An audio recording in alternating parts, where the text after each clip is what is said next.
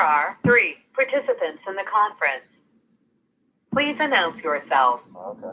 Yeah, I was there this weekend, but snow, so. Yeah, I'm not going nowhere. To the farmer's market. I'm coming out. Okay. Y'all scared of that snow? I don't do cold. I ain't scared of snow. I'm scared that other people don't know how to maneuver it. Yeah, no, you're right. Oh, man. When I was in Pittsburgh, that's my one snowstorm for the year. I'm not. That's right. That's right. You know, I ain't gonna lie, man. I feel a little weird being up here, and if it don't snow at least like once, like the past couple of years where it really didn't snow, I'm like, man, this global warming thing must be real. like we need something. So I ain't mad at it. No, again, never. I can never see it again. Oh, that's that's that Florida boy. I mean, I'm like, man, we never had snow, so I value it every time it comes down. I used to walk to school in it. Oh, yeah. Miles. No, I never. 1.99 miles. No. And was it uphill both ways? It was uphill one way. Oh, yes, and no, I never had that, and I can't say. I don't have that repressed memory to make me feel a certain way about it. All types of ways. I got memory. It's not what you want. I'm glad I was around. I'm glad it was triple fat juice were style back then. But triple fat juice was everything. The what?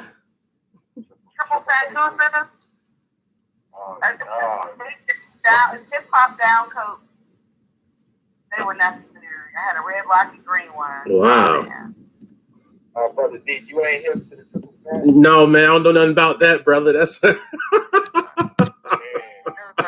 like a part of hip hop history, brother. Yeah, man. Triple fat. You say triple fat deuces?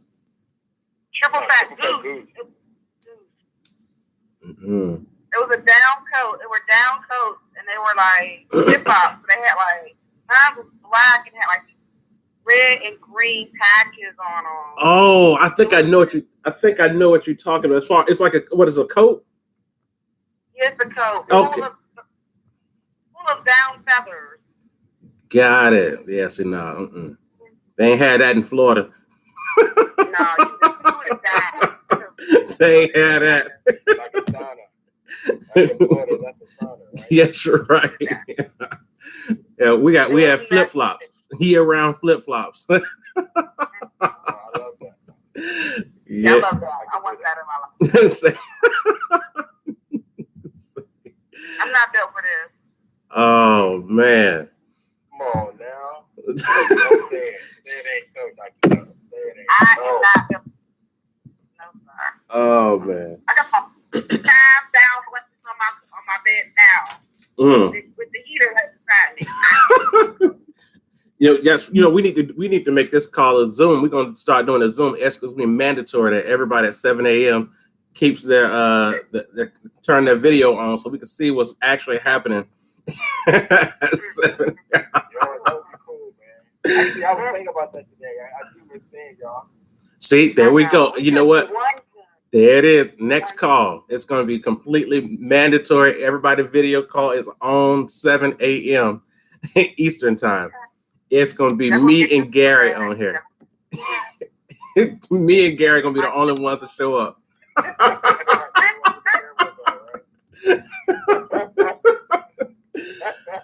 Oh, man. All right. Y'all both got bald heads. You see, that's not fair. Y'all both got bald heads. We ain't got to do nothing. That's right. Low maintenance. Oh man! All right, let's do this. Let's get started. We'll open up with a word of prayer. All right. We thank you, God, this morning for the blessing of life. Thank you so much for keeping us protected. Either if we're in the cold winter, thank you for keeping us warm, and then if it's still hot where you are, thank you for bringing some cool air to the home.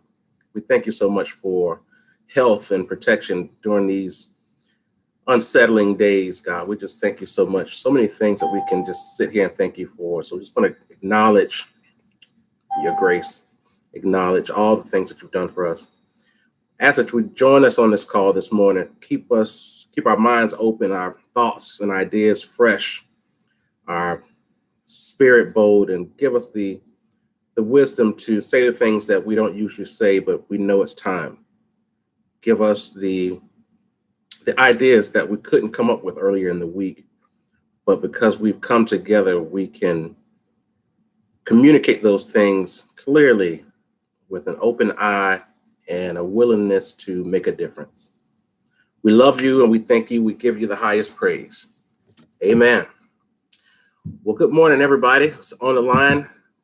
Good morning. Thank you so much for joining us and Has started. dialing in and waking up, connecting with us this morning for the Mastermind called the Dreammakers Network. We appreciate you taking some time out this morning before you get your full weekend started to connect with us this morning. My name is Byron Deese, for those of you who are on the line for the first time. And if you're just connecting with us here and if we popped up on your screen on social media, welcome. And thank you so much for taking a little time to stop and partake in this call with us.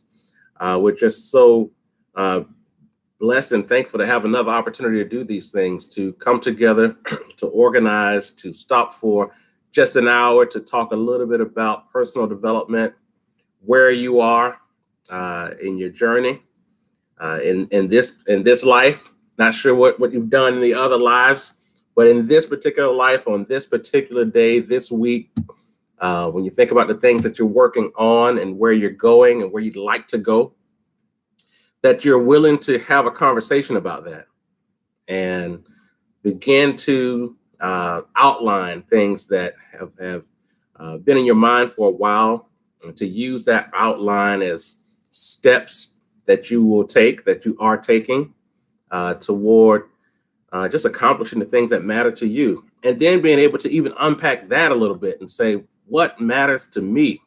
And a lot of times, so interesting nowadays that people get upset when things that matter to you don't also matter to them.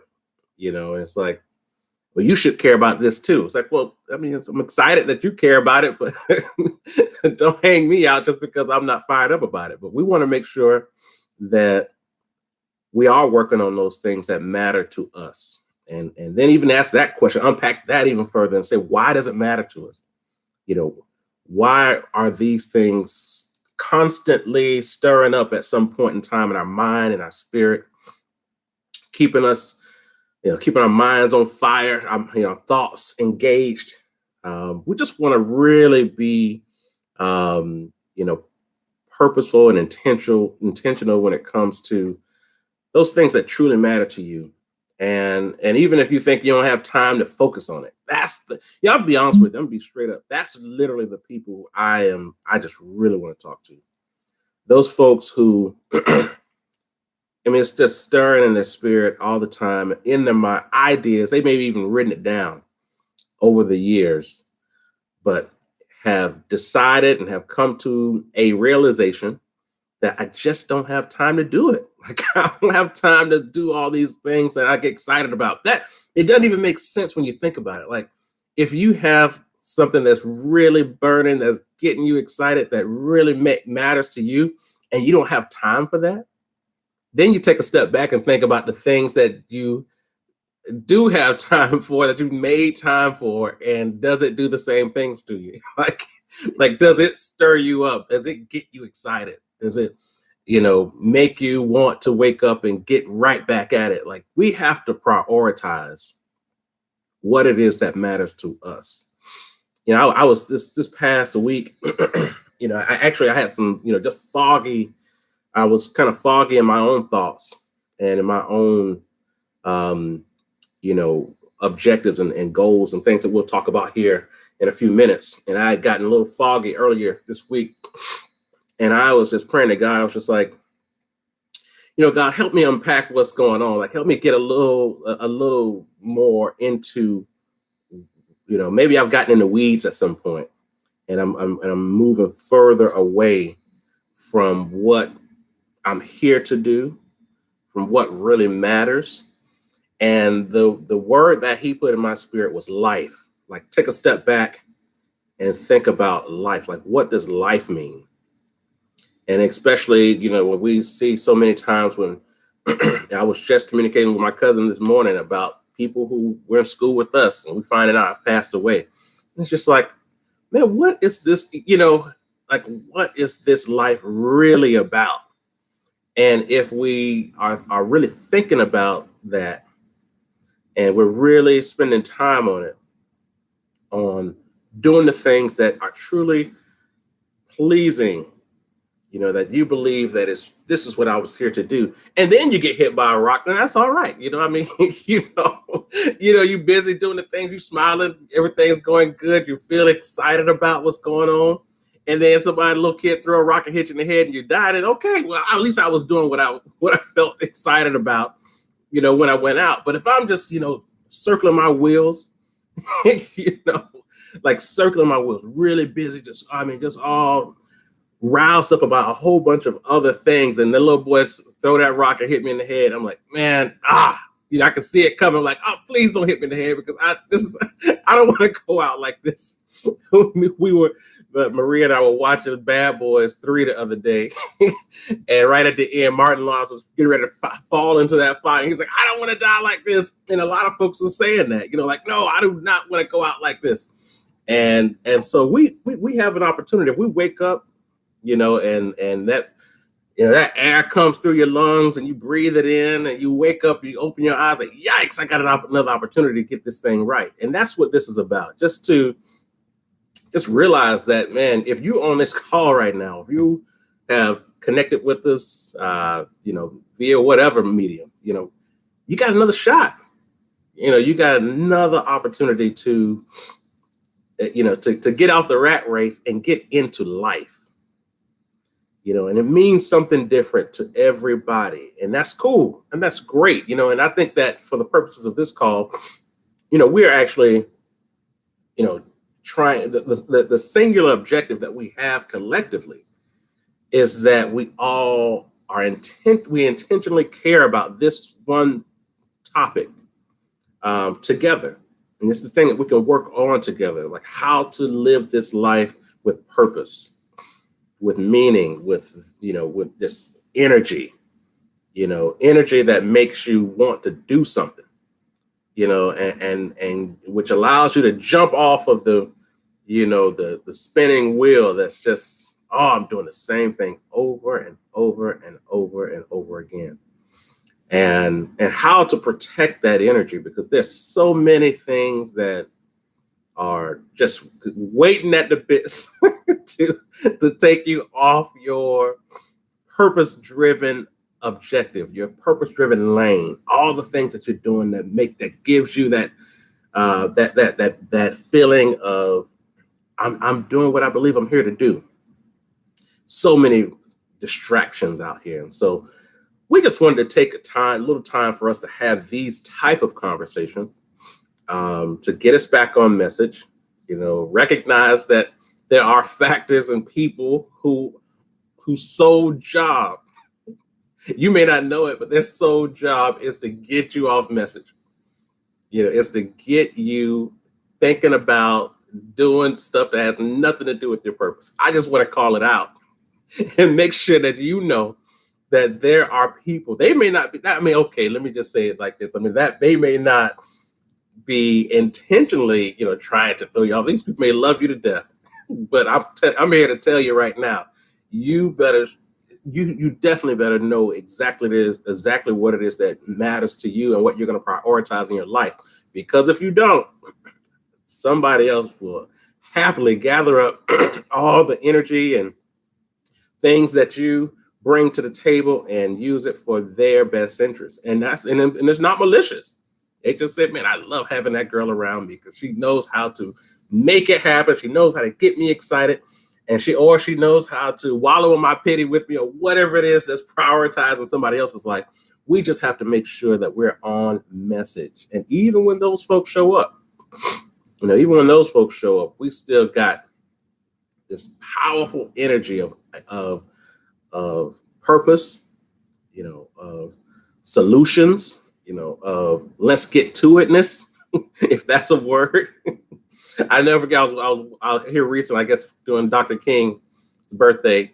I love this one particular message when Dr. King's talking to these young kids in Philadelphia. And he used the word somebodyness. I was like, man, I don't even know if that's a word, but it sounds so good coming up that.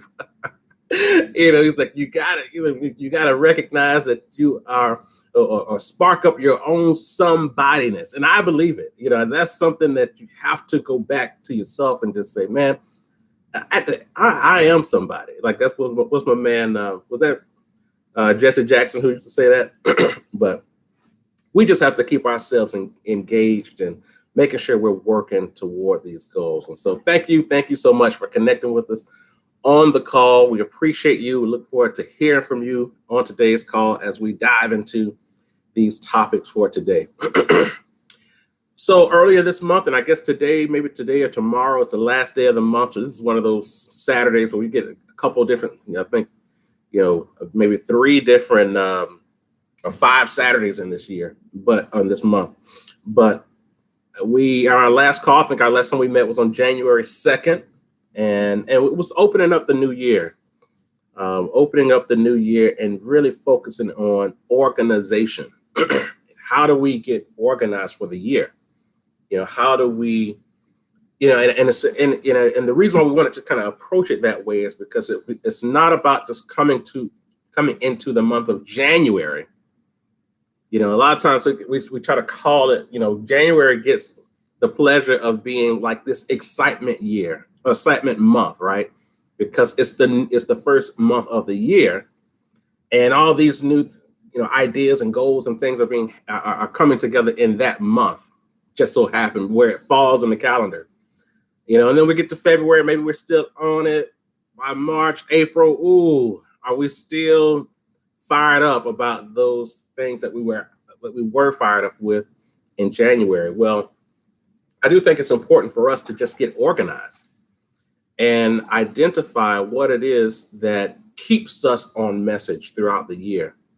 When we, you can come in with an objective. A lot of times we identify mottos or, resolutions, or just those singular kind of symbols that give us our marching orders for the year, what our objectives are. But one thing I had to do was kind of take a step back and say, how am I going to organize myself to think? And then how am I going to organize myself to act, which will give me those tactical things to do.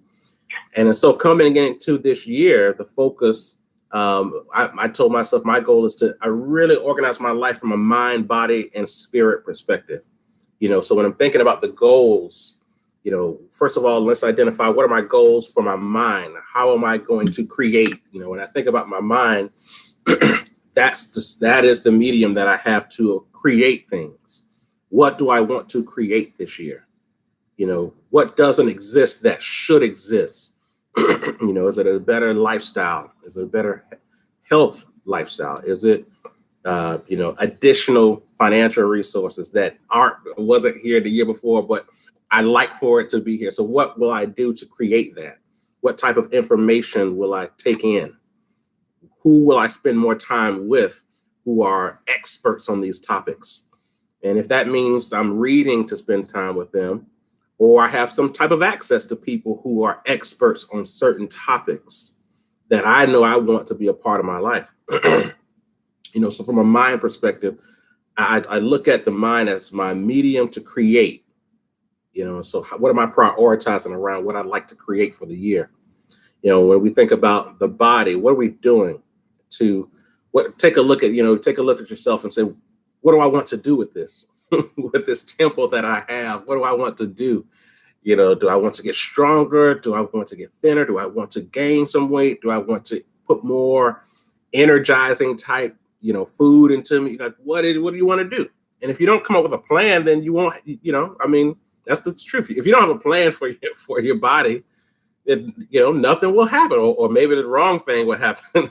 The wear and tear on it will, as we know, as we get older. I mean, that's just the truth, and for our spirit, what are we doing to enrich our spirit? What are we doing to feed our spirit? What are those things? And for people who say, I have no clue. This is a time, when you take a step back and just really reflect on your life and those moments in your life when you know that it was just an extraordinary experience. I could think back over my life so many different times when I just felt like my spirit was just overjoyed, because of something that was going on. And in various types of situations, and you have to capture those moments and say, wow, like, what would it take for me to get back into that type of rhythm, or to get more access to that? I remember back when, and it's interesting now because later today, they're having the memorial service for my former, or not, well, I said my lifetime, I should say, choir director when I was in high school, Bob McGuire. And I remember being, I spent 4 years in high school in some type of choir, whether it was gospel choir or show choir or jazz band or whatever. And I remember there was a time, I think my senior year, I had maybe like 3 different classes that was all choir. And it was just something about that period of, first of all, when you're singing, you're using your whole body. It's all a part of that. And then at the same time, it's the type of music. Many times the words that you're actually singing, sometimes we don't think about the words that we're singing, but the words was actually just healing and soothing and things, So it was just one of those moments and so whenever I start thinking about ways to enrich my spirit, I always go to some type of music that can get me there and put me in that very high energy, ready, full of expectation type spirit. And so we just have to have a plan for what it is that we want to see happen. And for me, organization is something that, I didn't have growing up. I didn't really put it as a priority. I was kind of one of those just doers. I'm out there doing it, and it could be, in many ways, it could have been off the fly. And then something good came out of it. And so I was like, oh, may as well keep doing that like that. But I realized over time that the outcomes can be much more enjoyable when you identify a plan, organize your thoughts and your energies, and then go do it. And and even if you were just one of those doers, there's some people like, whatever, let's go. Okay, great, that's cool. Now that we know that you game for doing whatever, let's get a plan together still, though. Let's organize a plan and let's be a part of. How can we create this in repetition is what we're hoping to accomplish, is that these aren't one-off situations, these one-off great moments, but we are now in a position where, we can get into a rhythm of success. I mean, you take a step back, just think like you find yourself in a rhythm of success. And it's not because you're just so highly favored. It's because you intentionally plan for a rhythm. You are doing the things. You found out something works. It worked. I said, well, I may as well not break the wheel. I mean, let's just create this system. And that's what I wanted to talk to you guys about today. So we talk about the system. One, we get organized, but then we get into create the system.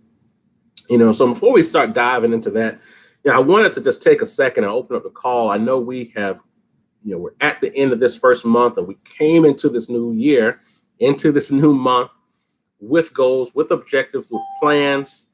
And I'm just very eager to hear just about where you are right now. Now that you're 1 month into your plan, 1 month into this year, do you feel good about your ability to continue what you're doing in the next month and even going forward? Or at some point in this month, just a crazy, people start throwing rocks at you while you were actively trying to pull this thing together and throwing you off your game. I really would love for this to be an opportunity for us to kind of communicate that out, get it off your chest, get it out of your mind, and, put it in a circle of people who understand exactly where you are, because that's part of what we're going through too. So let's take a second. We'll open up the call. Anybody want to talk about their first month relative to their goals for this year? I'd love to hear where you are and what's going on, the successes, the failures. So we'll take a second and we'll open up the call now. Hey, Brother D, how you doing? This is Gary. I'll go ahead and kick things off. Yeah, good morning. Good morning. Hey, what's going on, everybody? Hey, Brother D, this is so interesting that you made that the topic for this morning, because at the end of last year, I had so many activities and so many things going on, brother, that I had to purge these things. I had to try to think about those things, which ones are more in alignment with my goals. So those things that weren't, I kind of moved those to the side and start, like, maybe, one day when I have more time, I'll pick those things back up. Mm-hmm. So what I did, so I trimmed down to 3 things, that I could really focus on. So for the month of January, man, there's a process I started with another group, with a friend of mine to learn Forex. So we created like a class to kind of teach each other, because I probably have been doing it for about 4 months. I was like a little bit, ahead of them in the knowledge, and I remember something that we spoke about on the call before that says, like, if I've taken like 3 hours of classes, right, and if I know that information I learned in those 3 hours, I can teach somebody that, right? I don't have to wait until I'm like a fast to even start like sharing what I know. And so what I found is, in doing that, man, that just reinforced my knowledge of the information I learned. So I just became tight with it. And so kind of the goal with that is to kind of, teach folks that, you can, it's something that is recession proof. If you got $100 to start, that's what you can start with. If you got it, $500,000 to start with, that's what you can start with. So that's what I was doing, man. I know, like, we spoke before about, with the new age and everything, being online with the opportunities for, make some money doing some things. And while it was exciting, man, it just really wasn't aligned with what I ultimately wanted to do. So that's one of the things I had to put on the shelf. And I wanted to call it out because it's something that we had, some conversation, like it linked about on the call. And he asked me, like, Gary, can you do it? And I was adamant, like, yep, I'm gonna do it. I can do it. But then I just realized, like, man, I couldn't do it, in the grand scheme of things. So, with all that had going on. So, so that is something, I wanted to mention on a call to let you know, because, a year from now, you come back like, Gary, where are you with the whole, like medical devices and, in this new age, so you'll know, like, yeah, that brother just had some other things going on. So this is something that's on the shelf. Yeah, well, I'm going to tell you, so that's, and I'm kind of in the same situation, when, especially like you think about 2020, and there were so many different things going on. There were things going on, and we're trying to figure out, what's going to help us get through this period. What am I missing? Like, what opportunities are out there that I'm not taking advantage of, others are winning on, and doesn't line up with my spirit and what's going on. And, the thing is, when we go through this process of really trying to get to our core and doing the things that really add value to us, we're going to go through that weed out process of ideas, of things that we're going to spend our time on, and then ultimately identify those things that work, things that matter, you that mean something to you. And then when you communicate it back to somebody else, people can recognize that this is a very essential to your spirit. And so, man, and so when you think about going into February, how do you feel about this process? What do you think? What are your goals for the next month as it relates to this process that you're in now? Oh yeah, man, I feel absolutely great about the process. Kind of like things kicked off in January, so during our first meeting, we didn't really know like what we wanted to do or how it should look, because we were still in that phase of what is it, like unconscious incompetence. Yeah. So then we had two sections, and so the rest of the group kind of saw like, well, yeah, maybe, and even though we're all learning, so like Gary, is you can leave for the next month. And so man, I came up with like a whole game plan, like videos, assignments that we're gonna walk through. And I was like, look, if you have any questions during the month, I can share with you what I know, but always trust but verify. Like there are like a myriad of resources online, and if I'm wrong, tell me. Yeah. Like don't just take my word for it. And so, and then like another part of it was, man, we hold each other accountable, brother. Like don't come to our meeting without doing the necessary work, because we had a case where one of the people in the group, had looked at the videos and had all these questions, like took up like 15 minutes. I was like, hold up, y'all, let's stop. Yeah. So I just asked, did you look at the videos? Have you gone over? She was like, nope. I was like, well, you cannot take up everybody's time with these questions. I was like, don't do it. Yeah. But she said for the next section, she was like, I will not be the weakest link on the next call. So I was like, mission accomplished. So yeah, man. Yeah. Brother, we are rolling, man, and we have some plans to take it through April. Mm-hmm. With this, that, and then, maybe in April, if things are going well, we'll keep that going. But if we need to make an adjustment, then that's what we're gonna do. Now that's the great attitude, because again, you have these goals, but then you also have to assess those goals where you are at that time. And if that's something throws it off, that's just what it is. But we have to figure out where is our spirit as these changes happen. I mean, I was just spending time this week watching the financial markets going crazy, and all because of different activities that are going on, and folks wanting to jump in and get involved, and maybe I should buy some GameStop. I was like, when the last time you bought a product from GameStop? Do you get your games there? If that's not where you get your games, or do you even buy games? So it's just these whole, really unpacking what it is that our intentions, what it is we're trying to accomplish.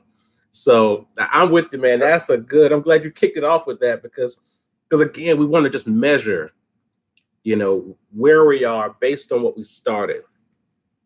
And again, man, if you had a plan that was fresh, that was your main prioritized objective on January 1, and you're not fired up about it right now, that is not failure. All you're doing is just measuring. You can identify what it was that diverted or when you decided this isn't something I'm going to continue with. That's just all of the part of the process. And I just really wanted to say that, because I know a lot of times we start something, we're fired up. We've even told other people about it, people who we've identified as our accountability partners and things like that. And then sometimes situations like that will make people not even approach goal setting anymore. I'm not good with stuff like that. I'm not good with it. And, so I'm not going to do it. And I just don't want people to see those things as failures. I see failure as when you have an idea, you have energy for something, and you don't approach it at all. Not that you started it and then it didn't work out. That means you tried. You actually went through the process. And to be honest, it may just mean let's take a step back and look at it. Let's really understand what happened. But for the folks who have those ideas, who have energy for something, keep it bottled up and don't try, that's failure. I'm just going to call that out. if you know what I'm saying? But if you try, I agree with you. So I just want to make sure we have that type of conversation. So I appreciate you, brother. Yep. Yes, sir. Can we just make one small change? Switch to that, brother. Can we say not try, just do it? Do it. Learn from it, assess, do it, assess, and either keep going or change. I'm with that. I'm with that 100%. Right, just do it. And that's an age-old message. You know, you can use the word try, but I'm with you, brother. I think there's much more, conviction behind the word do it. And if you start it, go for it and then see what happens. Yes, sir. So I'm with it. Yes, sir. Appreciate you, brother. Yes, sir. Thank you. Yes, sir. Thank you. All right. Anybody else? Let's open up the call. Anybody else have any things they want to share, questions, or just want to kind of outline what you've been working on this past month and where you are? We'll take a second to open up the call now. Robin, this is Ty. So my process this month has really had everything to do with the evaluation and recognizing taking up my headspace and what's taking my headspace and then what ends up taking up my whole day.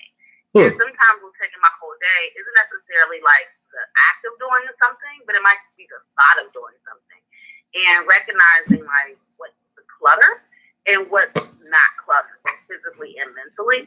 And some of the things I realized that had become clutter were like small things around my house. So like this past week, I was just knocking stuff out, way out of my like typical to-do list, but I just couldn't take it no more because it was taking up headspace. Yeah. So I'm pulling out my power tools. I done went to daggone A's. I done went and borrowed a drywall knife cutter thingamajigam-doodle from my next door neighbor, and I'm cutting drywall up in this piece and watching YouTube videos because I've been in this house for 4 years and never had a hot bath because there's a valve behind my wall that they, instead of the access panel to, they covered it.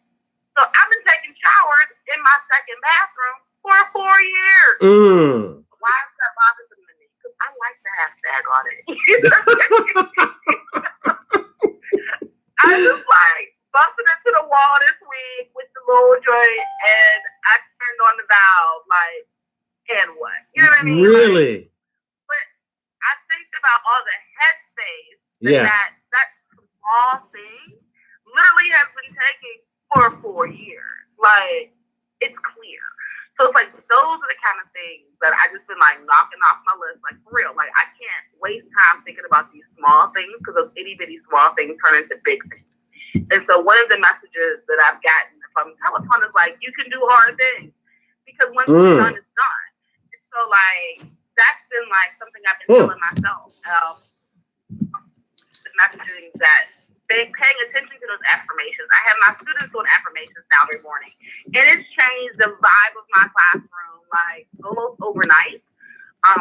Just on them recognizing that they're saying things to themselves and intentionally, and they're holding each other accountable for the words that they say about themselves. It's beautiful. Like, it's absolutely beautiful. But I'm using this stuff. Also, with that clarity, it's opening up my vulnerability about what really matters versus all the minutia that I've allowed myself to sit in because, some things I can't do well or I won't try because I'm not going to ace it. And it's like, of course you won't. You haven't done it before. That's right. It's fine. And so it's like changing that messaging because, again, these are things I'm saying to my parents or my kids or whatever. It's like, I don't expect them to get it right on the first time. And I'm like, hey, Joan, no one expects you to get it right the first time either. Just do it then.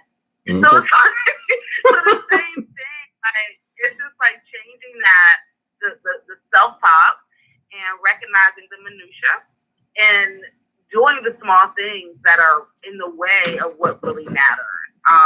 And just getting it done versus spinning about it because that then frees up all types of space. So that's really been my January is being still and getting crap off my plate as well as that delegation. I've been delegating my little heart away for one of my projects and I'm just like, yes, I did that. I called someone else for help. And they were ready to take it because they just some people jump in and some people need to be told. Yeah. And so I recognize everyone's not going to respond like I do. And that's okay. But I have to put those people to work because they're there for something, but I have to be very specific about what I need from them. And so that's the stuff that's happening right now. And it's really beautiful because it's freeing up, again, time for me to actually do what I'm good at and what I care about. But if you're constantly responding to everything versus being the thing that things need to respond to, then you're always going to be busy doing stuff because you're constantly just in response mode. And so it's like, I don't want to do that no more. Mm-hmm. And I have to be intentional about how my time is being spent and what I'm going to spend my time on. And it's like, that's changed my month.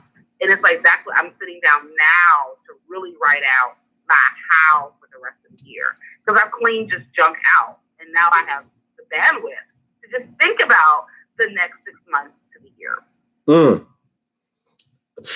I gotta tell you, you said a couple of things that almost made me jump out of this chair. So first of all, the first piece is the fact that you finally been able to take that hot shower. Like you got to the valve. You know, that is the fact that you've been sitting there for 4 years. And I was just envisioning in my mind your hand touching that valve and turning it. You know what I'm saying? After 4 years, and actually being able to produce and get what you wanted.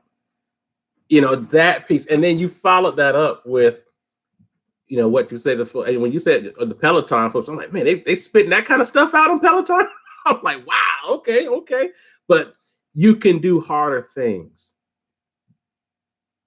That when you can do harder things, and it's like a lot of times people just don't, you know what you can do. And then there's this kind of this, this fake wall of, well, actually that's harder. I know it's going to be harder. Even though you've never done it before, I know it's going to be harder. So I'm not even going to try that. That's in a class for somebody else to try, and that word in and of itself, when you said you can do harder things, I almost jumped out of the seat. That is real facts right there. And now I part of me was getting ready to ask her, but I was like, maybe I shouldn't ask her this because that's, but I was like, did you fix the wall that you blew up to get to the valve? Well, so what happened was, I put a really small hole, and then I realized the access panel needs me to cut more. Okay. And right now the hole is now too damn big for the access panel. So I'm now going to need to watch another YouTube video on repairing this damn hole. And I have the plywood, so I gotta cut the plywood. I gotta do some more things. Yeah. But damn it, I got a hot shot. Okay, I got a hot shot. It's hilarious. And I'm here laughing at myself. It's all very funny. Like the one thing I did do this one other drywall situation. It turned out pretty decent. And my neighbor is supposed to fix the rest of it. So I need coaching for this second. Yeah, it's hilarious. But it's done, but it's not done. So we'll see how long this whole lasts. But I'm not gonna be stressed about it. That's right. I know it can work and it's not that deep. And I sat here for 4 years without a hot shower. So I can sit here maybe for some time with a hole in my wall. But I'll probably have that done in the next year. Hey, Tatiana, they make access panels in different sizes, right? I started with an 8x8. I don't want to end up with like a 10x10 or a 25x25. Because I have like 3 access panels a year. But I also have 2 walls. Please do a picture. I'm taking suggestions. I'm definitely working outside of my wheelhouse. So I'm down for all of the assistance. I'll take assistance as well. Yes. Oh, man. But I stopped myself because I was like, I'm about to have a whole new wall if I keep this up. I love it. Oh, that is the truth. I love it. I appreciate that. Anybody else? Let's jump in. Anybody else want to dive in?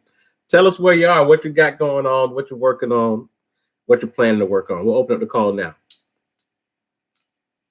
Okay, Byron, it's my turn. Let's do it. So, you know, as well as I know, that I've had the most trying year and a half, almost 2 years. Mm-hmm. And have been kind of shepherding me down this road. And so before January hit, because January 12th starts my new year. Mm-hmm. That's and right. so I had already been on my process, really thinking through what needed to be done, the things I needed to do.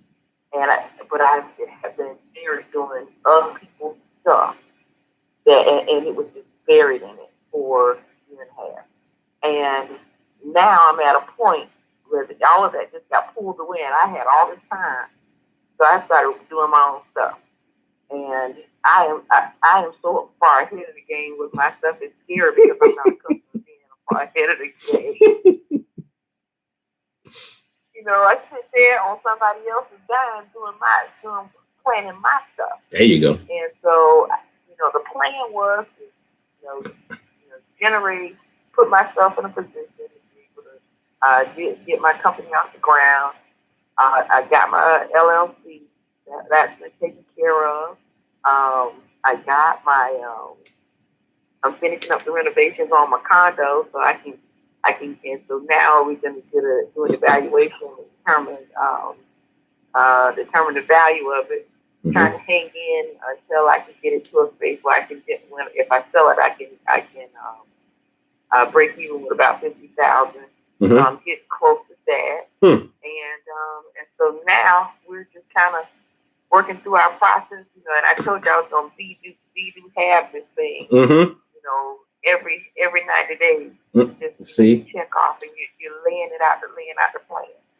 And what happened was, in the process of trying to get all of this stuff done, I started seeing, I constantly feed myself with new information from different thought leaders and people who are doing it, people who already got it.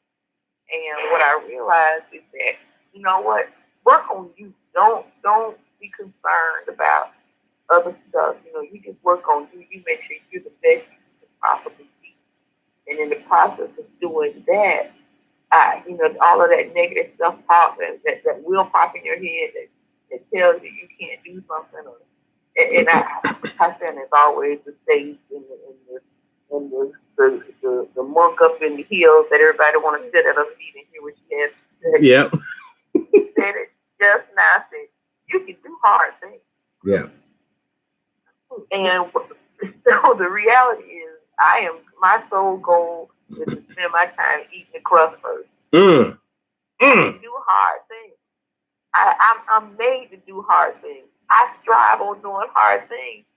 But the crazy part is, I'm so silly. I can do hard things for other people, but won't do hard things for myself. So I'm spending this year is going to be the year of hard things, but do the hard things for Bonnie. And going after it. You really don't realize how you grow. That you're not going to get to your next goal and do your next thing if you're not doing the hard thing for you. You'll do it for if somebody's paying you to do it, you'll do it and you'll go all in. All in. But the reality is, I'm going to go all in on myself. I'm tired of doing this stuff for other people and making other people look great. You said earlier in the call, there's always somebody there that's ready, and it's not malicious. They're happy to have you around because you're going to get this thing done. And that's one of the things they have to worry about. And they're all dancing in the streets because they got all that stuff done because you did it for them. Well, shoot, I'm going to do it for me. That's right. And constantly get rid of this whole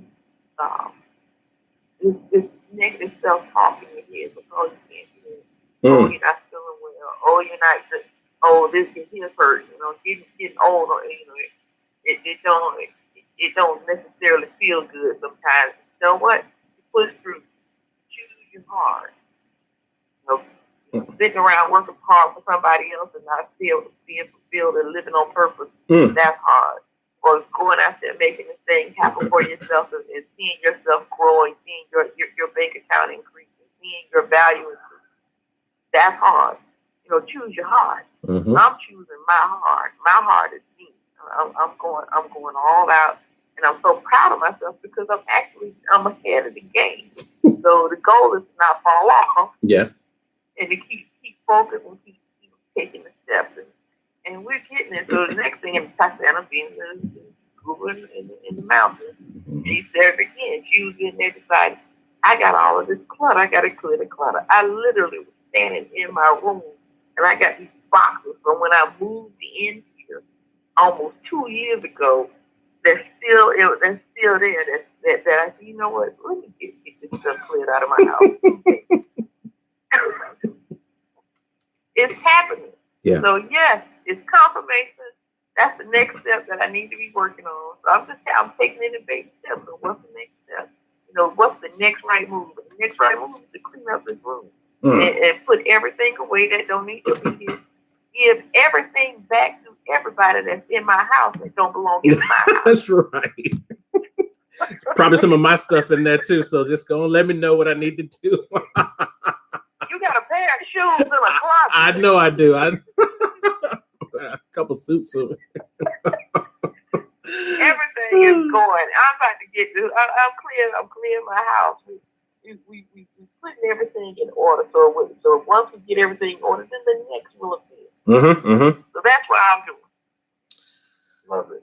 I want y'all to see this, folks who are looking on Facebook. I have a whole lot of things I've written down here. I'm closing the book. The book is closed because we're about to hang up. Everything that I was getting ready to say, Bonnie just said it. So I have nothing else to say to y'all today.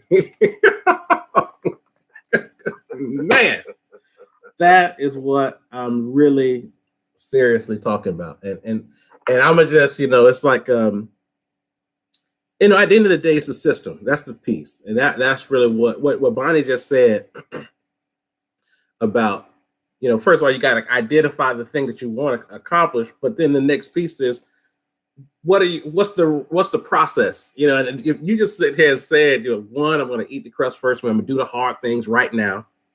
Most people, and that analogy goes back to eating your pizza. Most people dive right in and eat the cheesy, the gooey, all that part. And then sometimes they just leave the crust on the side. Some people don't even eat the crust because I don't got time for that. Eat the crust first. Do the hard things first.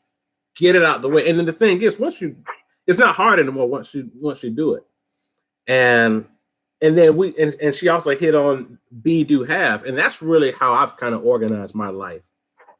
And from the standpoint of these 90-day focuses, these 90-day processes of, repeat, especially if you got something going good.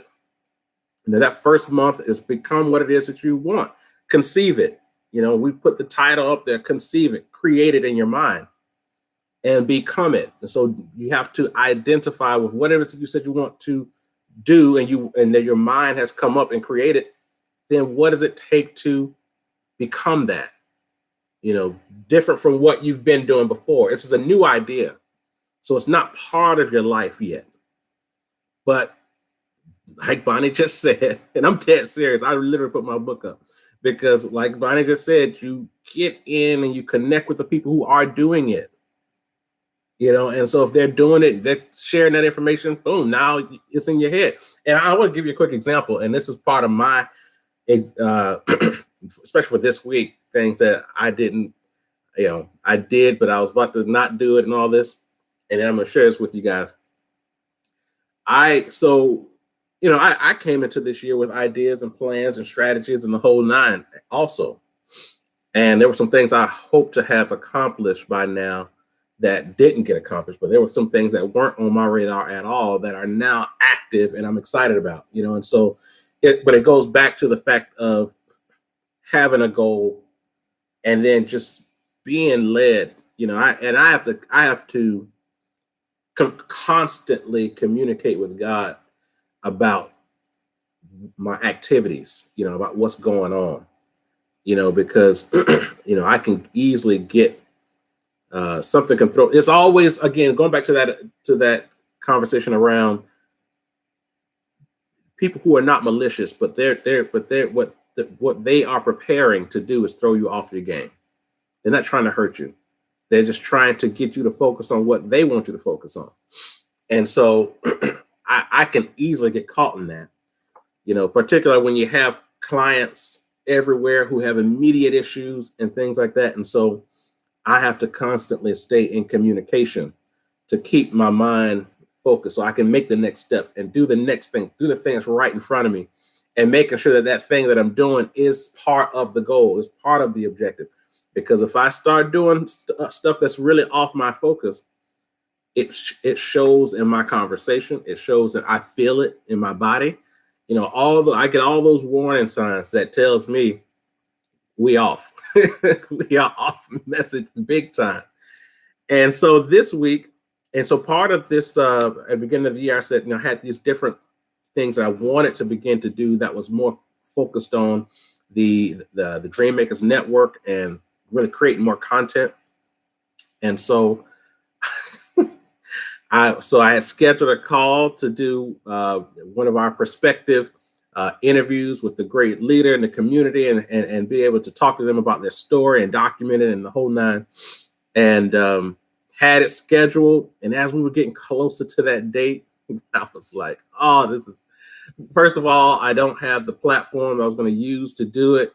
Secondly, I just got so much on my plate. Maybe I can just kick this off to maybe next month or something, because my goal is to have one for every month.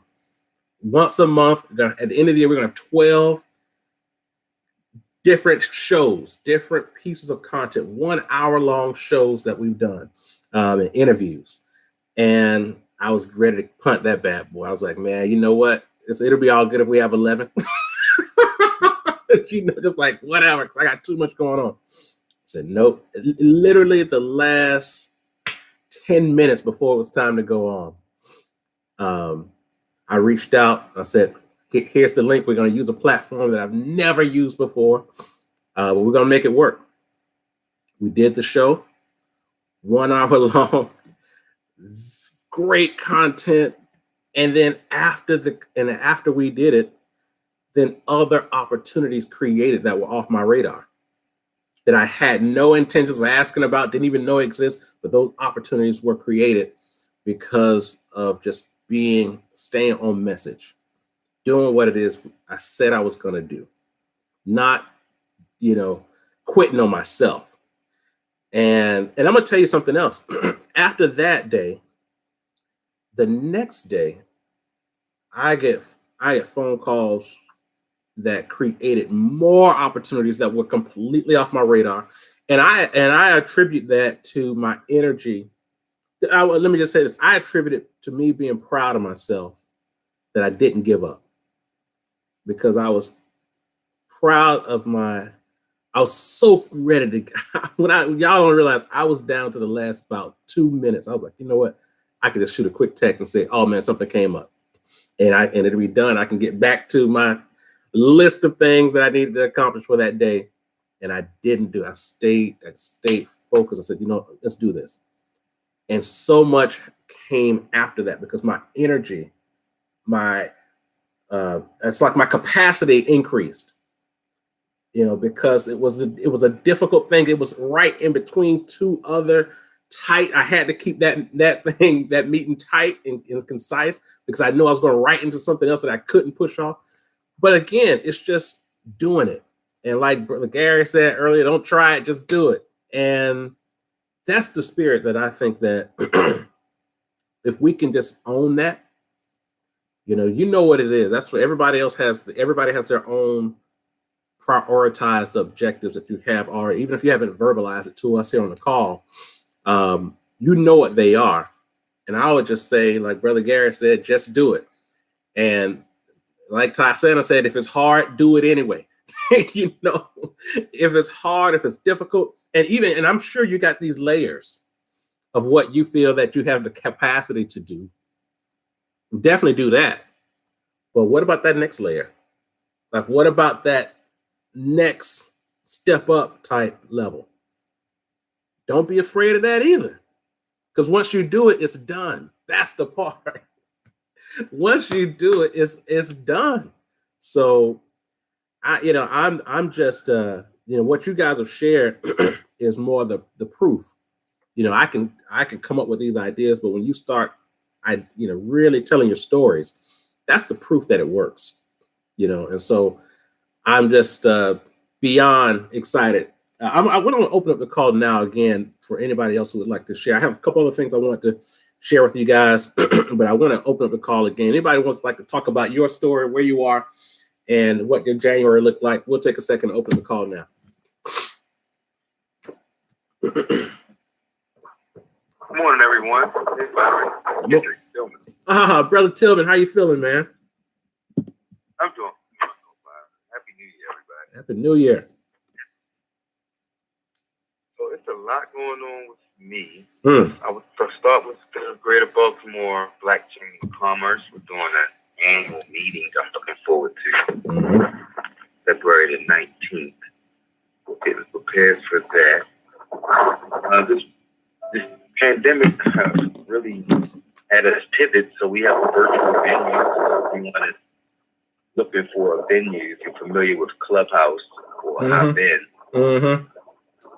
we have a subscription to Hop In. Hop In is like a Clubhouse that married Zoom. Yeah. So just like in Clubhouse, you can control where you want to go in Hop In, which is our virtual venue. You can have an expo booth, unlimited breakout rooms, and a main stage, and one-to-one networking. So unlike just regular Zoom, you can control your own experience, and so the host doesn't have to put you in all these different breakout rooms and click in all these different names. Each individual can control their own experience. It hosts up to 100,000 people, and of course you have the one-to-one networking that resembles a real conference. If you're in a workshop and you see somebody you want to pull out in the hallway, you can actually do that, unlike on Zoom. So with that, personally, I'm looking for educators. We just launched a product called Master Music. My life's work is being the #1 STEM DJ. So we have a full-scale product, standalone product that teaches you how to DJ, but using 5th grade through 9th grade math. So it's the first in the country. Partnership is based in Canada. So we have some data with the Canadian federal government. They did a 5-year study. They actually doubled math scores everywhere that the kit was in Canada. And so we're expanding here in the United States. Basically, it's a duffel bag that comes with your laptop, your DJ controller, your hardware, your software, embedded videos to teach you the curriculum. So none of my staff has to show up and actually teach you how to DJ using 5th grade through 9th grade math. And so we are excited to have a scalable product. I mean, Byron, you've been with me for almost a decade. So you remember when it was just a workshop that I would be traveling to actually do workshops or after-school programs or summer programs or an intro to a teacher's unit plan or an exhibit fair. Yep. And so we started to scale when we were getting contracts in schools. But as you all know, scaling up a service-based company has tremendous challenges. And so we always wanted to make sure that we had our eyes on the prize of actually having a product that we could, a scalable product. And so we actually locked this partnership down in 2019. So this is our second year having a scalable product. Definitely thanks to Wise Central Maryland. They purchased about 6 of these kits and looking to fill up classrooms where it's designed for 2 students at a time. So if you have a classroom full of 20 students, we like to put 10 of these Master Music kits in that classroom to change the culture of learning, and really make it exciting for our young people that may have an emotional intelligence faults when it comes to math. So with that, I'll digress. I just thank you for this call. How long has it been? How many years has it been? I know. Man, it's our anniversary. It's crazy, man. It'll be 9 years this year, man. This is crazy. 10 years. That is amazing, Byron. Amazing. Consistency beats creativity 10 times out of 10. And actually, let me tell you something, though, brother. We got some educators on the call who've already shown some interest, brother, in the DJ kit. So we gotta connect some dots. Yeah, and I'm one of those educators who types in. Like, I'm like, okay, I need to see this. I need a DJ kit. Like, I do special needs. It's my love and my joy, and music is my absolute joy. So I'm definitely interested, and I somehow am teaching math again. So yeah, let's get some websites and let's connect. Absolutely. So the website is just Master Music, MATHTHRU Music, Master Music. And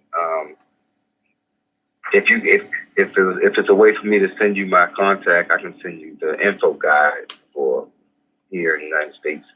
Yeah, text it to me, Kendrick, and then I'll get it to Tysana.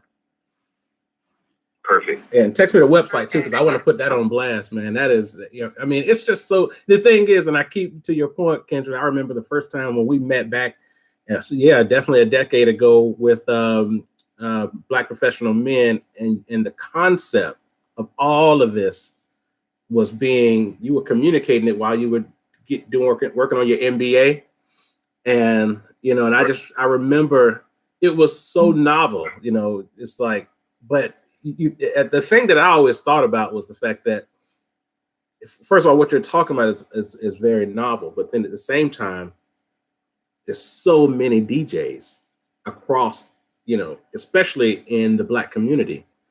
And if they were able to add this to their repertoire and promote it to their networks, their community, I mean, it just, the ability to scale kind of on that direct marketing perspective would just be huge. And it's a different way of thinking about education and how to communicate and educate. But at the end of the day, people are, especially those who are a bit more creative and artistic in the way they connect the dots. I mean, it's an engaging way to see, to get through education, especially secondary education. I mean, for so many folks. So, to see now that you have a product that is, international, has international cash flow in. I mean, it's a beautiful thing, brother. And I'll definitely be on out. I joined the chamber, the Black Chamber, because of you. To be honest with you, I don't think I even knew we had a Black Chamber until you became the president of it. And I'm in on every meeting that you guys have going on, and it's just it's a blessing to have leaders like you in this city, man, to be able to, who really care about the community and connecting the dots on the business side as well. So appreciate you, brother, man. Text me that info.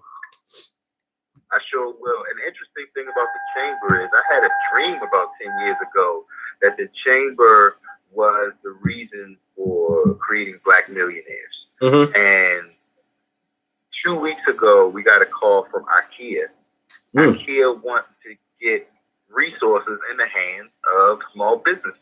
Mm-hmm. And so they said, hey, look, we have $75,000 and we just don't know what to do with it. We don't know how to get this to small businesses. Can the Black Chamber just take this and you just be the bank and give it to who give it to your constituents? Mm-hmm. And I'm like, I had a dream about this like 10 years ago.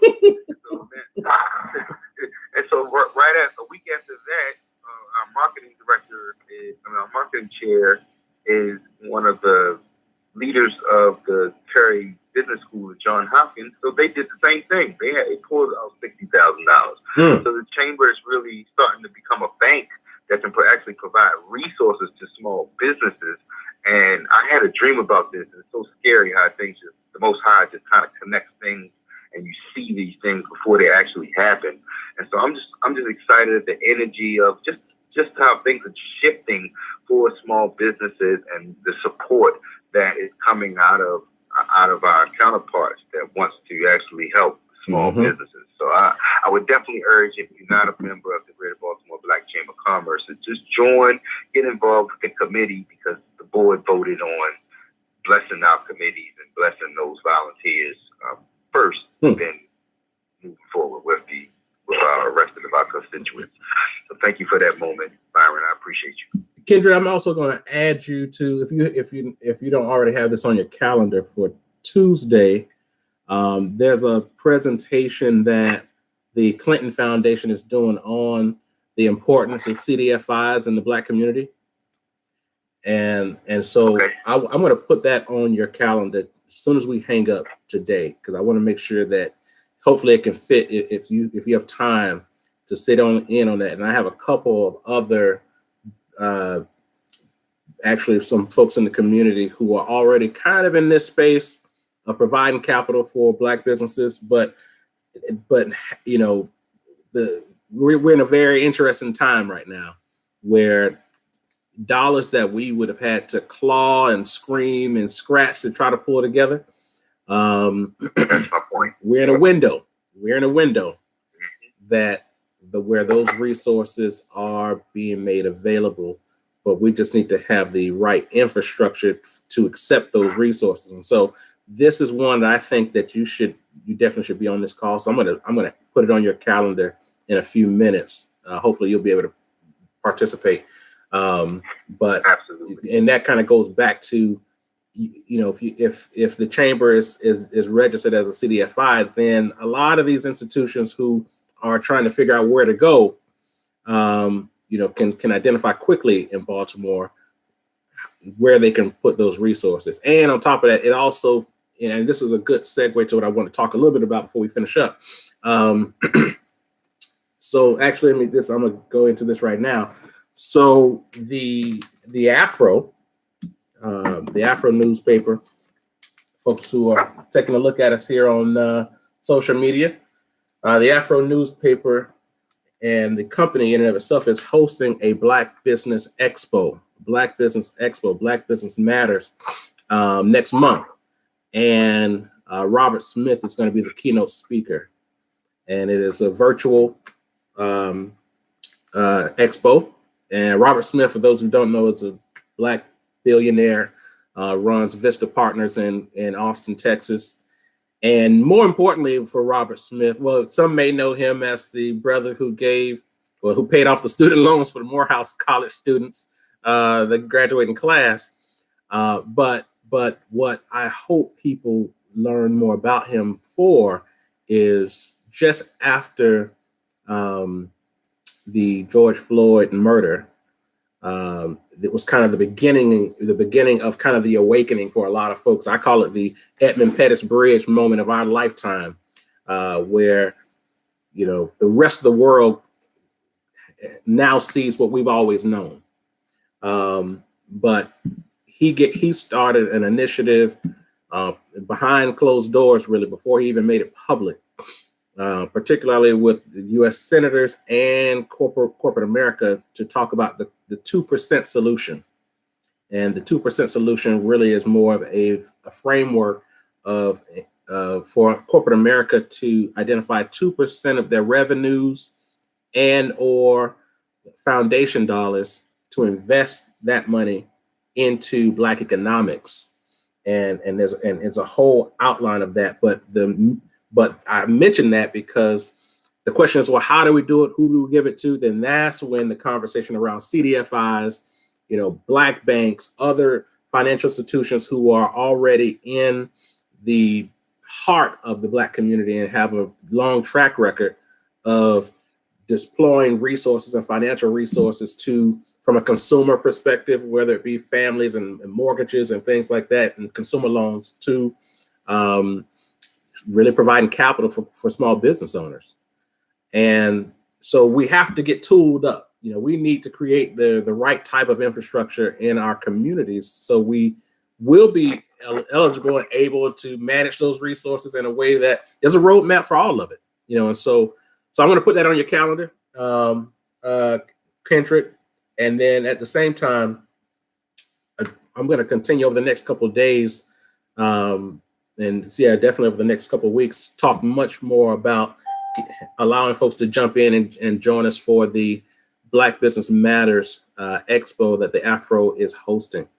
And so we're just very excited about a lot of these things that are coming together. And again, we're in these windows, these moments that, I was telling someone the other day, and I've been saying this a lot, and this is much more specific to just kind of the state of America and everything. But, we just went through, I would say 2020 was really kind of the line in the sand in the 50-year-long socialist experiment that we all participated in from 1970 to 2020, really, of integration.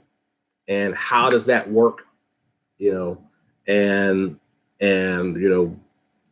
what the mandates were, how do Black folks assimilate, if you will, or coexist with white America and whether it be education or in business or careers, how do we do it? And when you've gone over 100 years of being segregated, 2021 is the beginning of a whole new chapter. and it's going to be very interesting to see how this is played out. But we just have to be very honest, bold, and intentional in this particular time about what we believe is necessary to right wrongs. There's just no other way to say it. And for a lot of folks, it is an uncomfortable conversation for some folks, and it's a very exciting conversation for others. And for the folks who can clearly communicate what it is, how we can progress as a people, get out there and talk about it. Be honest, be bold, be clear. We don't have to be decisive or divisive in communicating how we strengthen this country. And so I'm excited about this time, this period that we're in, but we just have to become much more, at the end of the day, we have a generation of folks who are coming up behind us who are fired up and full of energy, and we have to be clear-eyed for them so we get this right. And that's just the truth. We got to get it right. But one of my biggest motivators and concerns is passing down to my daughter and grandchildren, future grandchildren, and to the next generation, all of the ill will and issues that were handed to us, and we didn't do anything about it. And I want to spend the rest of my days on this earth working hard, being intentional about solving these generational, century-old issues and making sure we're passing down a better social climate for the next generation. So we have to work on these things. So I said all that to say I'm off my soapbox now, but we have to stay read up. We have to stay engaged. I want to share with you a couple books that I'm reading now, which is right in line with what we're talking about. The Third Reconstruction.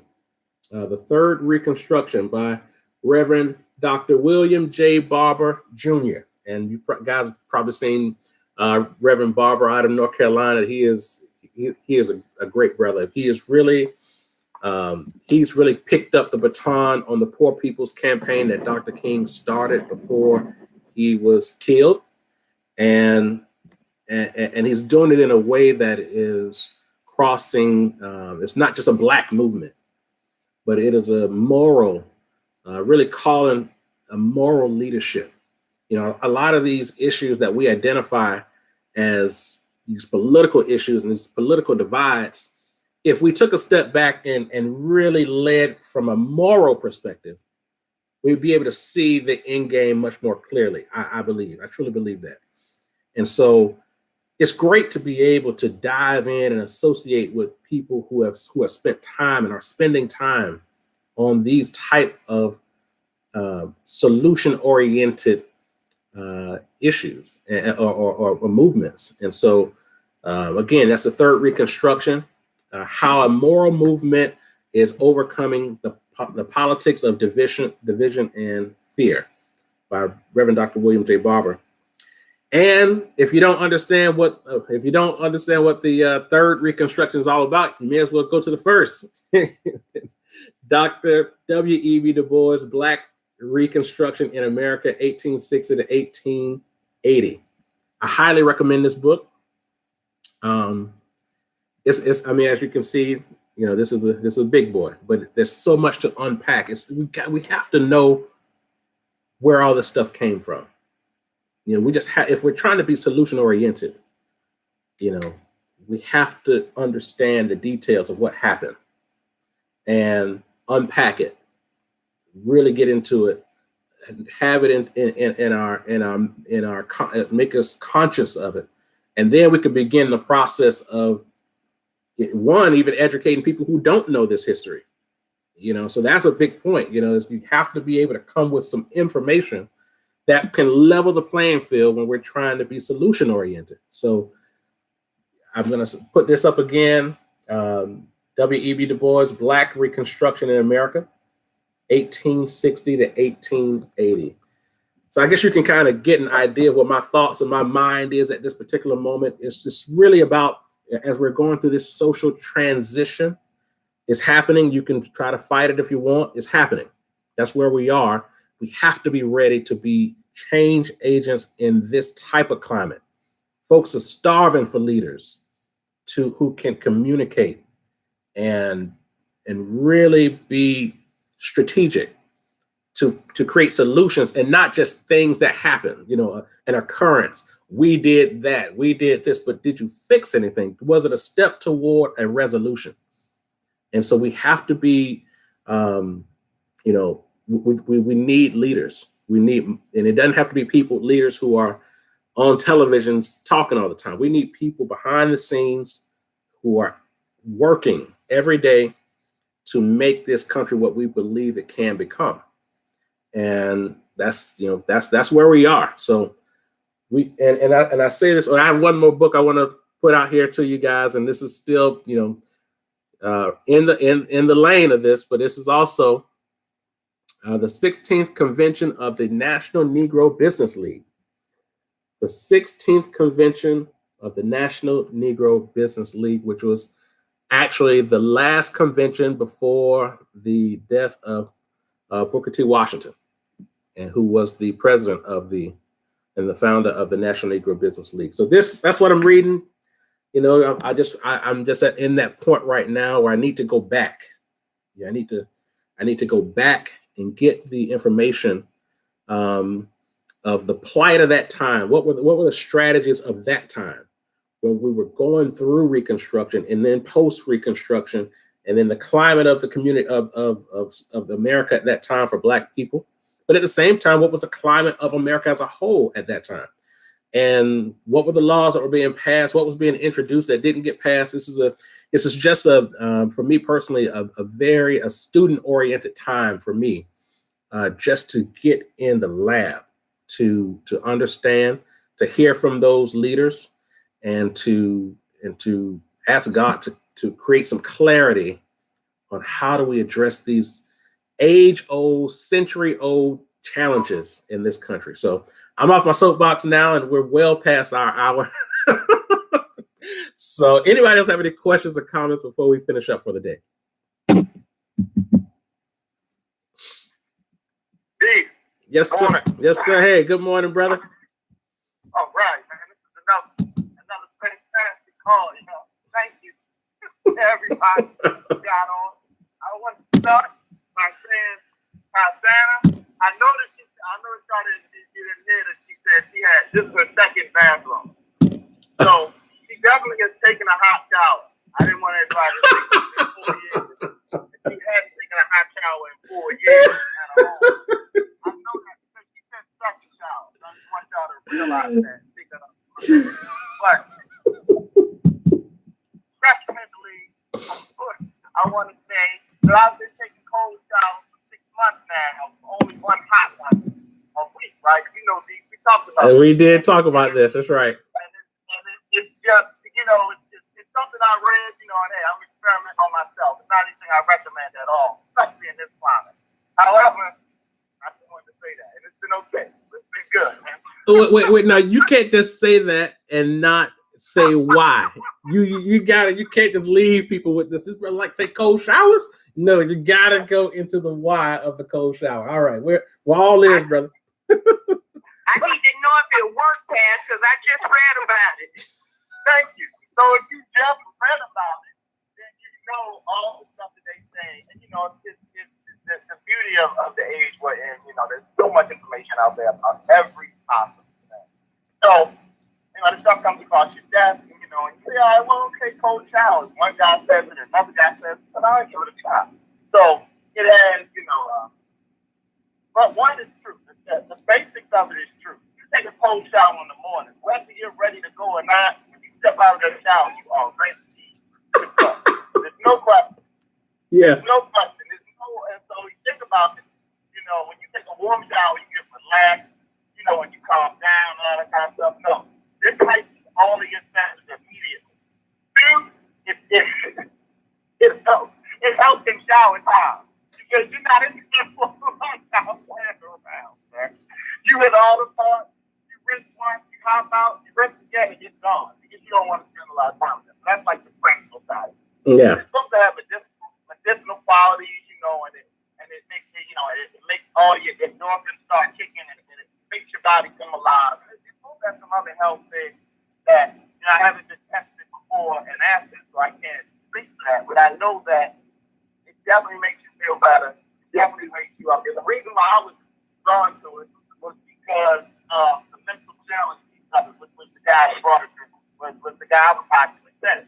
So, you know, it's the idea of being in control of yourself and saying, hey, listen, I'm taking this cold shower, and I know I don't want to. And empowering starting off the day, doing something that you definitely do not want to do.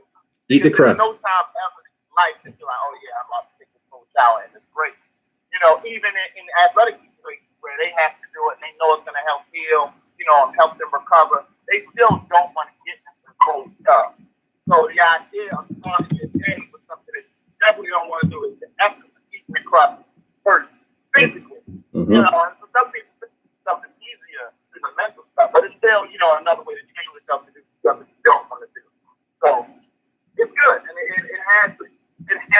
have thought better about it, the fact that I'm doing it, and then you can walk around bragging about it, like being a shower eating. You know, you can walk around, oh, you take hot showers? I don't. You know, so it's good for that, but after the fact, you know, you see the mental, you know, toughness of doing it. It's good. So, you know, and I when I heard cold shower, you know, it's a tough proposition. For 4 years, you have told me, but I know you can tell how to take it. So, anyway, but the other thing is that I just wanted to remind you that, you know, we're not, but this will really be you on the call to say anything with the kids. Yeah. So with this once a month, it's not a 1 hour call, but we agreed that it was going to be extended. Alright, so no, you're not past your hour. I knew you was gonna say that. You said once a month. So and as you go back, Lauren, can you speak? Oh, we used to go to club. No problem. Great. Energy, fantastic. But that being said, I'm happy y'all laid out stuff, you know, going to the first year, you know, where I'm happy everybody has extracted some of the basics and it's applying it. And that's what I've got from the call today. And I'm excited about all the things that will be happening, you know, and I'm also excited about Revelation. So, you know, hey, you can pull it off. Yeah. Yeah. Revelations. I'm done, y'all. I'm happy. Happy Saturday, everybody. You know, we'll talk to you next time. I'm done, man. I'm glad you said, you know, all right, so since we do have a little bit more time, I do, one thing I actually, I do want to talk a little bit about and see if I can get some willing supporters with me here. So part of my, going back to the mind, body, and soul priorities that I've kind of worked on for myself is, from a body perspective, the two things that I've really tried to make a commitment to, well, I should say three things. One is running a minimum of 15 miles a week.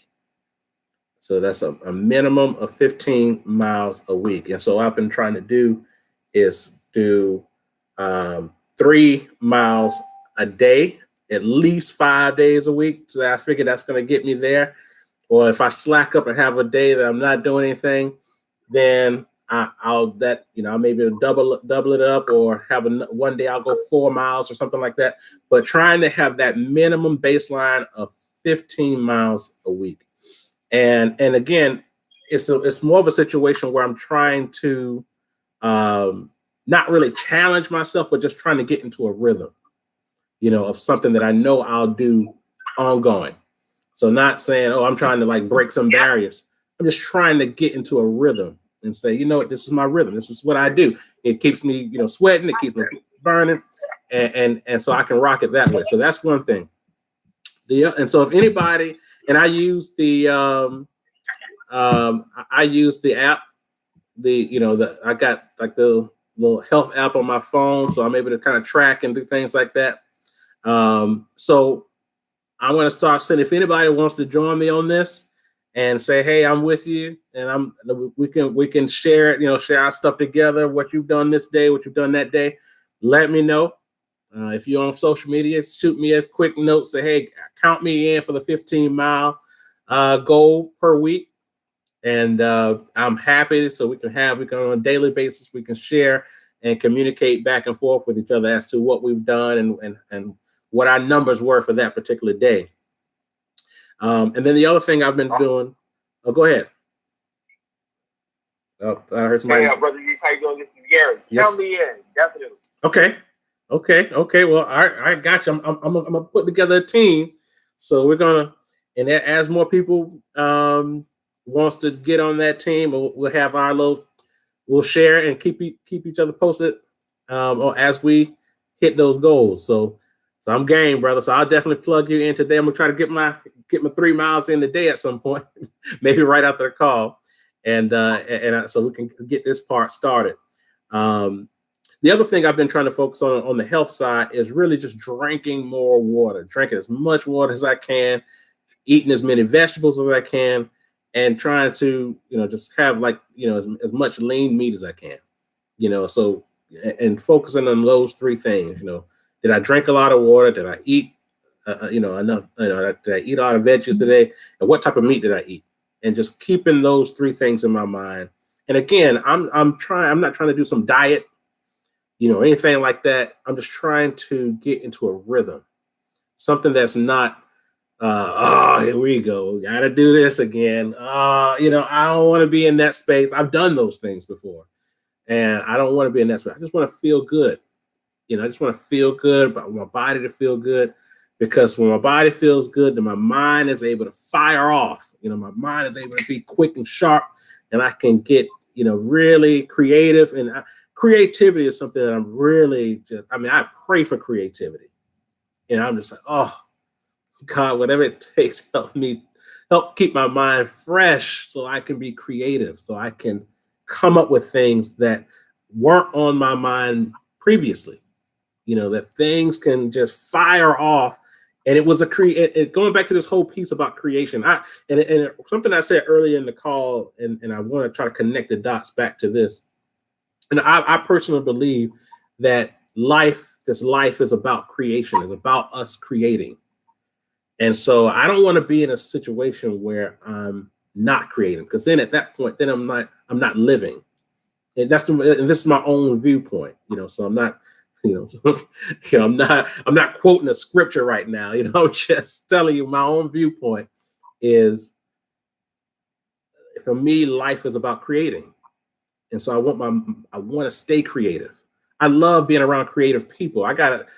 Paz knows this. Yesterday, man, I got we stay connected with brother Keir Johnson, man. He's our creative partner, and he sent us, man. We're working on getting Purple Honey back out in this virtual age, and all the plans and getting things together and getting it ready.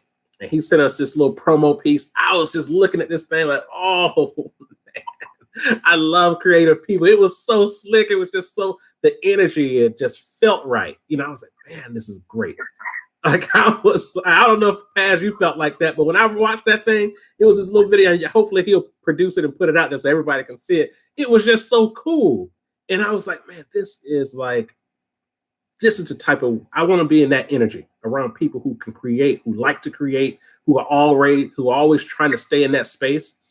And it's helpful to me, and so, because I aspire to be a creative person in my own way, in the way that God made me, but a creative person who is coming up with more and coming up with things that are meaningful, that where somebody said, man, I participated in that, I was involved in that, and man, it did something for me. That's my goal in life, to always create something that is meaningful to other people. And so I said all that to say, I got to get my body right to be in a creative space, to feel good enough to create.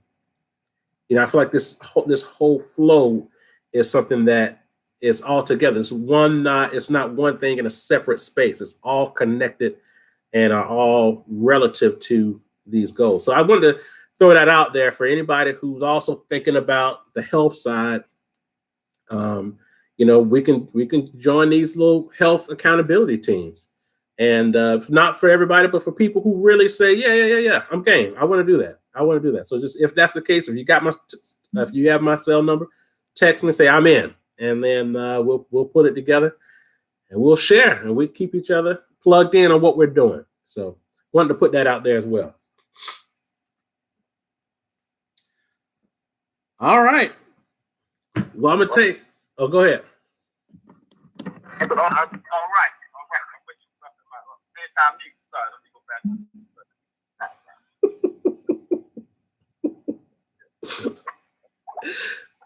All right, man. Well, listen, Paz, I know we said 2 hours, but that's all I got, man. I don't got nothing else. So, that's all I got, man. Like, God, no, man. I gotta get right, man. I gotta get back to that 2 hour kind of. I gotta get my.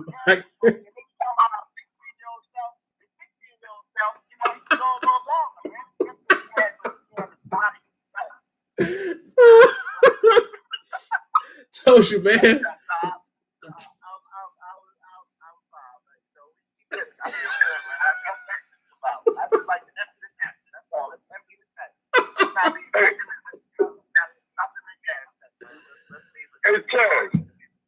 Hey Chaz, this lunch, man. I'm with you. I love when you guys go like 2 hours or so, and I'm gonna help you extend it a little bit. I just want to put my 2 cents up. Get on in here, man. Thank you.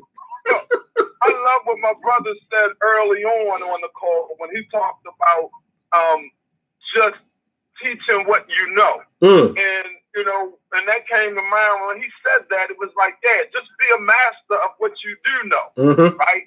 And that just opened my mind to say, hey, I don't have to know it all.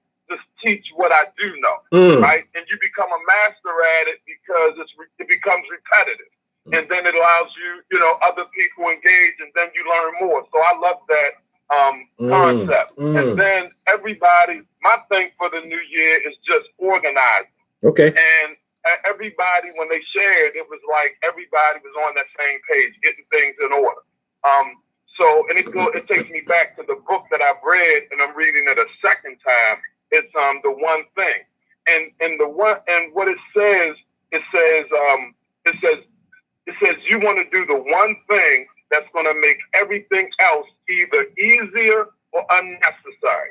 And I like that concept, and that's where I'm at. So every day I wake up and I look and I try to figure out what's the one thing I can do today that's going to make everything else either easier or unnecessary. So that's all I got, Tiz. But I extended it by a couple of minutes. There we go.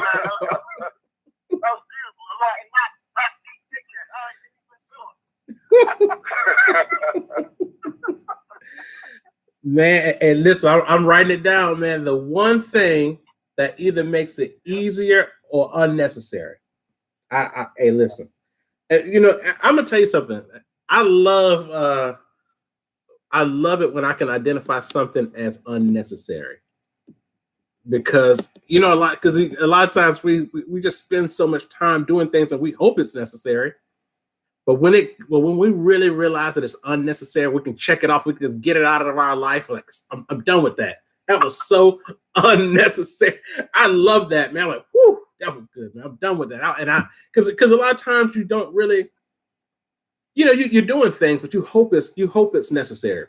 And then that epiphany one day just comes up. It's like, man, why are you even doing that? It's like, you know what? Right.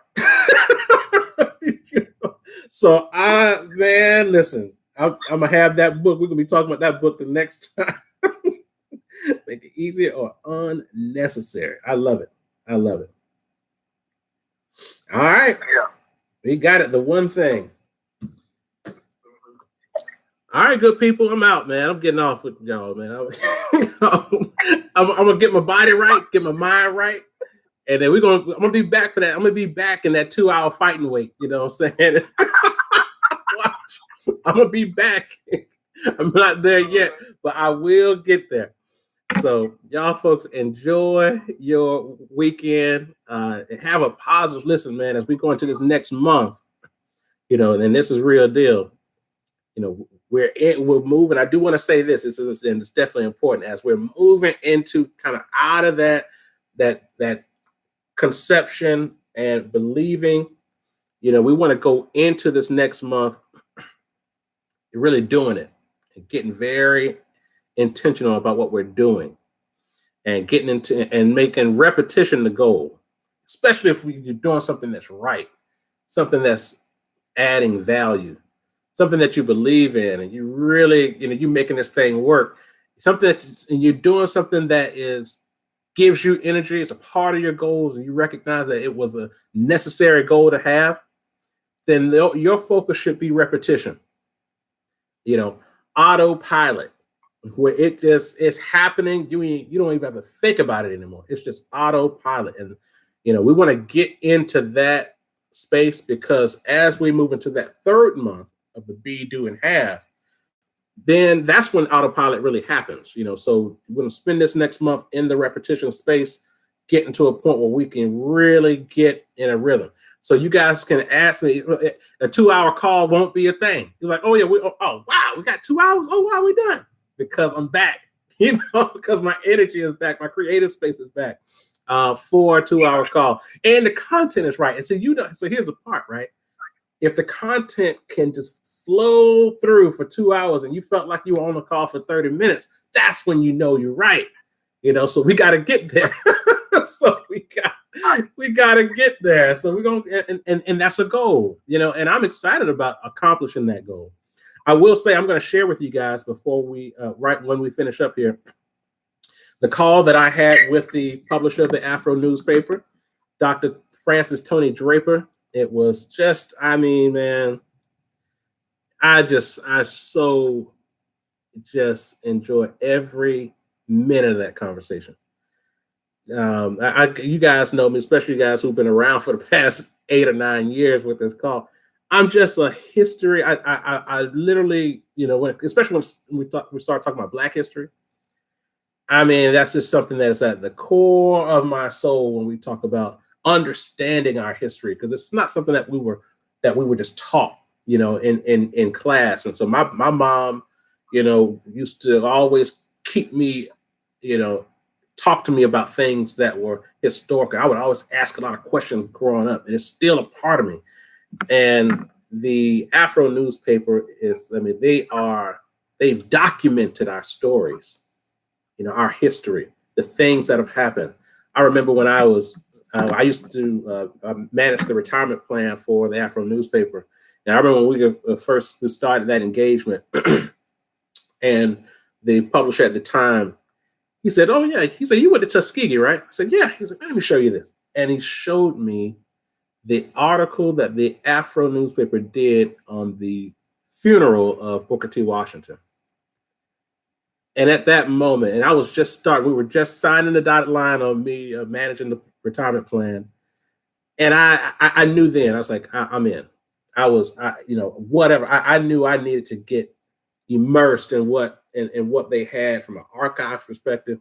But then on top of that, to connect the dots as to our current state as a community, as a people, and documenting and telling our own stories, creating our own narrative. You know what I'm saying? It's like, I can go on and on about this, but it's just those situations where I also tell you another story about when I was in my freshman year at Tuskegee, and I was serving in national office for the Future Business Leaders of America. Went to Utah to do a conference, and I never forget. It was I think someone went to Brigham Young University, and they did a workshop. After the workshops, guy came up to me. He said, I just got to tell you, I've never heard a Black person speak the way you do. And it really, I immediately just got sad, because I recognized that what's pumping out through the television about Black people.